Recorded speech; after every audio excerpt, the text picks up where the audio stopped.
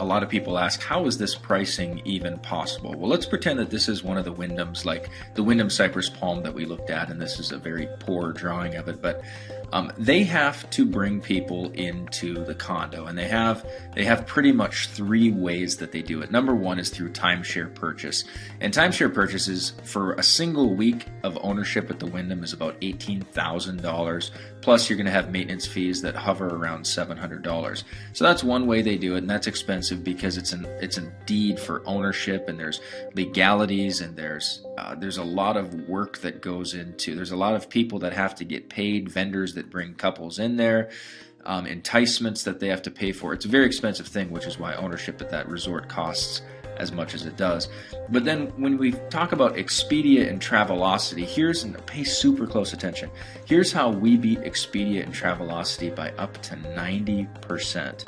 Because when the resort gets exposure on Expedia and Travelocity or Hotels.com or Bookit.com, a lot of times we think that Expedia or Travelocity is like Google, where if you search for condos near Disney in Expedia, just like Google, Expedia pulls down and searches the web, and then out of the goodness of their heart, they pull up the very best deal.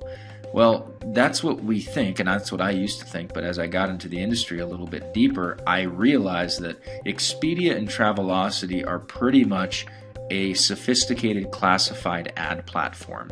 So what happens is when someone searches condos near Disney, Expedia goes down and pulls up the advertiser who paid the very most amount of money for exposure, and whoever paid the most amount of money gets the top spot. So what happens is this resort has to put in a six-figure plus contract to get exposure for all their resorts on Expedia, and what happens is the price has to increase to compensate for the advertising cost, which has to compensate for when you see the traveling gnome commercials during Super Bowls and during things. Those are millions of dollars that Travelocity and Expedia are spending for exposure, and the price just keeps escalating and escalating and escalating, so it's $5,000 by the time a consumer gets to go on that condo. But our travel club acts as like a super client, and what we have is we have thousands upon thousands of hungry, avid, eager travelers.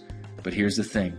Inside our club, we pay $398 for the week up to $799 per week.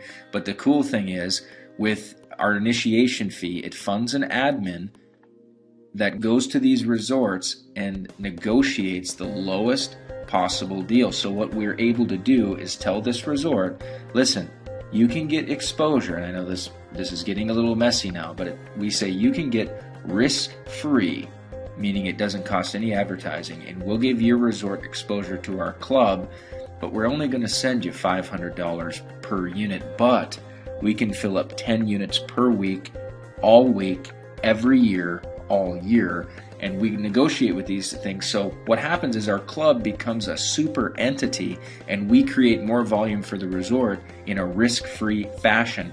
This is how we're able to get prices at $398 versus $4,000.